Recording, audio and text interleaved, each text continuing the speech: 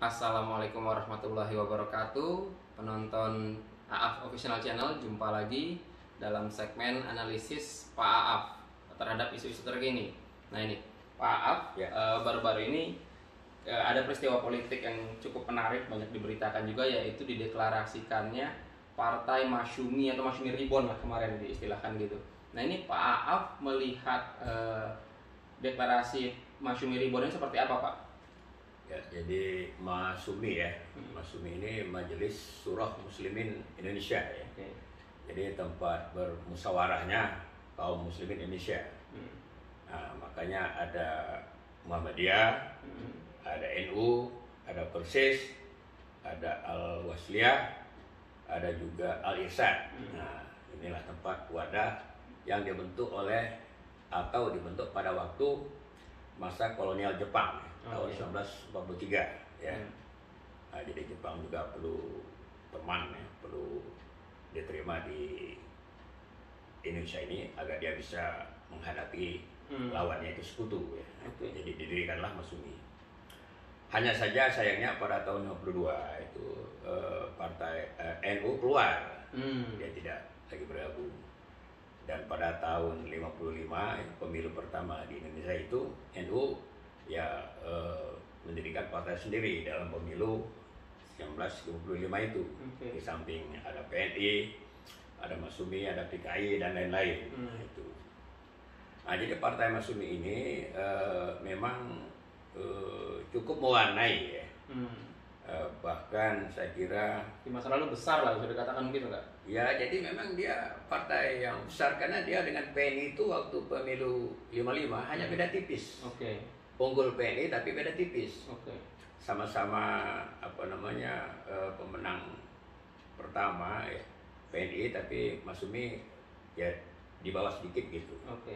Sehingga pada selesai pemilu itu PNI yang membentuk kabinet ya, karena dia yang pertama. Nah, kemudian yang sangat monumental itu adalah peran yang dimainkan oleh ketua umumnya ya, Bapak Dr. Muhammad Natsir ya. Ketua Masumi ya.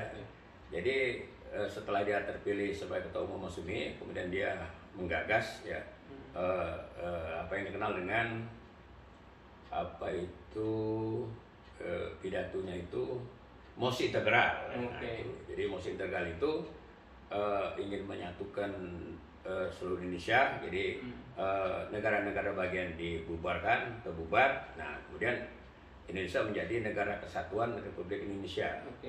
Dan gagasan itu diterima. Nah, sampai sekarang NKRI itu kan tetap berlaku. Insya Allah seterusnya NKRI ya. Nah, dan konsekuensinya karena dia berhasil menggugurkan gagasan itu, beliau diangkat sebagai Perdana Menteri. Pada tahun 50 itu Pak Natsir. Ya kurang lebih 2 tahun beliau sebagai Perdana Menteri. Kemudian ada nama besar lainnya, misalnya Mr. Burhanuddin Harahap. Nah, dia juga pernah menjadi Perdana Menteri ya.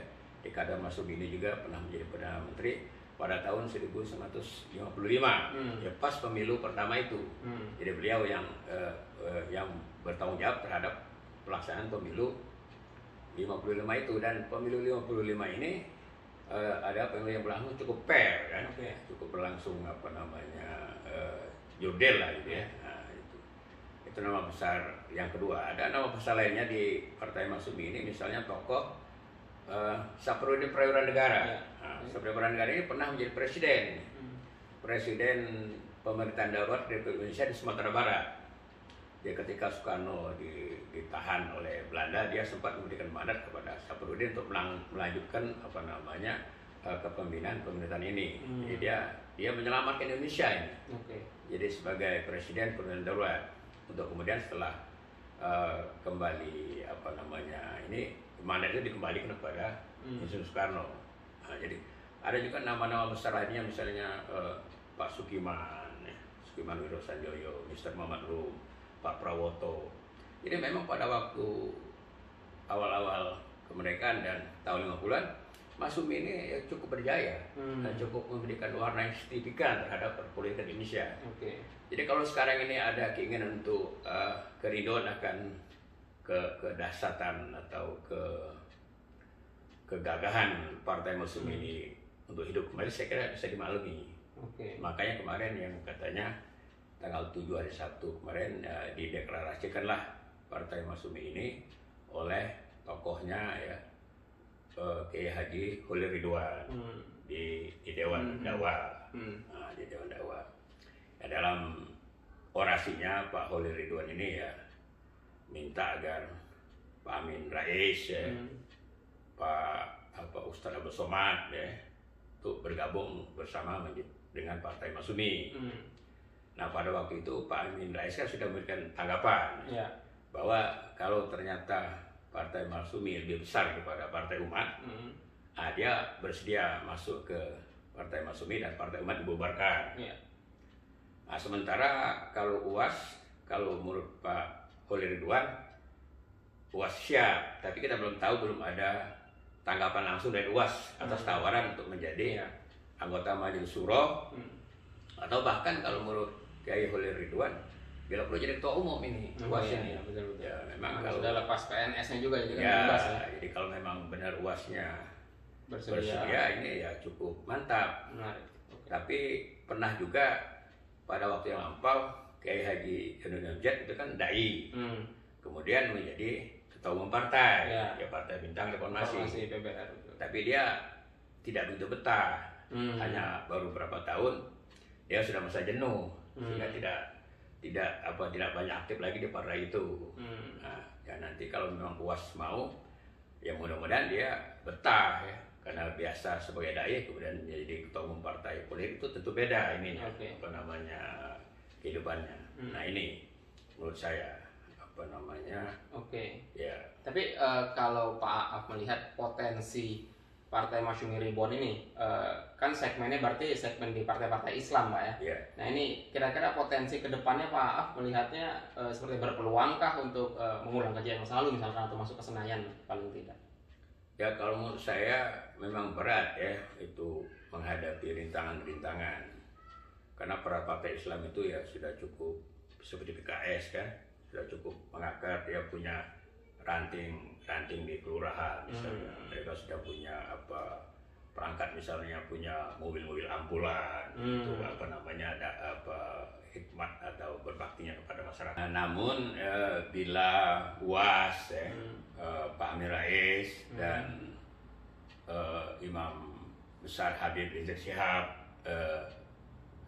jadi bergabung, artinya menerima tawaran dari Pak Kiai Holil Ridwan untuk bergabung ke Partai Masyumi, nah itu tentunya akan lain ya. Jadi jelas ini akan bergema ya, karena tokoh-tokoh seperti UAS itu kan ya sudah punya nama, punya banyak pendengar kalau dia ceramah ya. Kalau dibawa ke politik istilahnya mereka magnet elektoral lah. Kira-kira begitu. Pak Amin Rais kan sudah juga banyak pengikutnya ya. Pak Habib Rizik juga begitu, dia sebagai tokoh panutan ya, yang cukup dihormati dari segini di kalangan umat ya. Nah saya kira ini akan baik sekali kalau misalnya tokoh-tokoh ini jadi bergabung. Nah, tentu saja akan memberikan warna lain dan akan memberikan perspektif yang cukup cukup baik menurut saya bagi dalam perpolitikan di Indonesia. Tapi masukan ya dengan potensi seperti tadi, ada masukan tidak untuk Partai Masyumi juga mungkin partai-partai lain yang sedang akan berjuang ke pemilu 2024 ini, apa yang harus mereka lakukan? Jadi kalau menurut saya untuk partai-partai baru dan partai-partai yang kemarin tidak lolos parliamentary threshold, menurut saya mereka perlu berkumpul, bermusyawarah ya, merumuskan bagaimana agar suara-suara mereka ini tidak hilang sia-sia nanti di pemilu, maksudnya agar suara mereka ini tetap diperhitungkan. Nah, maksudnya begini, kalau misalnya masing-masing partai itu tidak lolos dalam parliamentary threshold, tapi misalnya mereka bergabung misalnya 5 partai, hasil perolehan suara mereka kalau digabung bisa memenuhi persyaratan parliamentary threshold ya. Nah, Nah, dari memenuhi syarat ini mereka bergabung, atau istilahnya itu dulu ada pada pemilu 99 itu Stemmus Accord. Apa itu Stemmus Accord, Pak? Jadi Stemmus Accord jadi gabungan perolehan suara. Nah, jadi dengan digabung mungkin 5 partai misalnya, sehingga melebihi persyaratan 4% daripada lolos threshold itu. Nah, dari 5 partai yang bergabung misalnya, tentu saja partai yang suara yang terbanyak dia yang akan memimpin. Saya ulang, berarti 5 partai tidak lolos parliamentary threshold misalnya. Suara mereka sebaiknya digabung saja. Dia jadi dia. Perlu diusulkan ada klausul bahwa walaupun ada parliamentary threshold, tetapi suara-suara ini bisa diperhitungkan asal bergabung. Bergabung nanti yang suara partai yang terbesar dia yang memimpin. Nah, nanti mungkin partai dia yang membentuk fraksi, dan kemungkinan partai dia yang bisa ikut pemilu lagi di pemilu selanjutnya. Nah, yang 4 bisa saja ya bubar atau gimana itu, atau tidak usah ikut pemilu lagi, atau dengan cara bila partainya tidak lolos parliamentary threshold, tetapi bila calegnya bisa memenuhi persyaratan, artinya mengumpulkan suara yang cukup untuk menjadi seorang anggota DPR, mestinya ini diakui. Walau partainya tidak lolos, tapi calegnya karena berhasil mengumpulkan suara yang mencukupi, dia diakui sebagai anggota DPR atau parlemen. Adapun nanti dia di DPR memilih fraksi mana, terserah dia. Berarti dia akan bergabung ke fraksi lain. Ya, lain terserah dia. Artinya maksud intinya jangan sampai suara rakyat ini, suara yang kita pilih ini tidak sia-sia, itu intinya. Nah, jadi kita sebagai pemilih tidak kecewa, dan juga caleg yang sudah bekerja keras ini tidak hanya capek aja, artinya tetap diperhitungkan. Nah, bagaimana caranya? Nah, tinggal berembuk. Nah, mungkin diusulkan ke DPR. Sekarang mungkin lagi ada proses pembikinan undang-undang pemilu 2024 ya. Jadi ini kan lah bikin masukan agar ini, intinya itu tadi aja, pokoknya jangan sampai suara ini sia-sia, jangan sampai suara rakyat sia-sia. Itu ini ya Pak Aaf ya. Menarik analisis dari Pak Aaf tadi, mungkin menarik juga dan berguna bagi Anda, sehingga Anda bisa dengan ringan untuk like atau subscribe channel AAF Official Channel ini. Sekian dari kami. Assalamualaikum warahmatullahi wabarakatuh.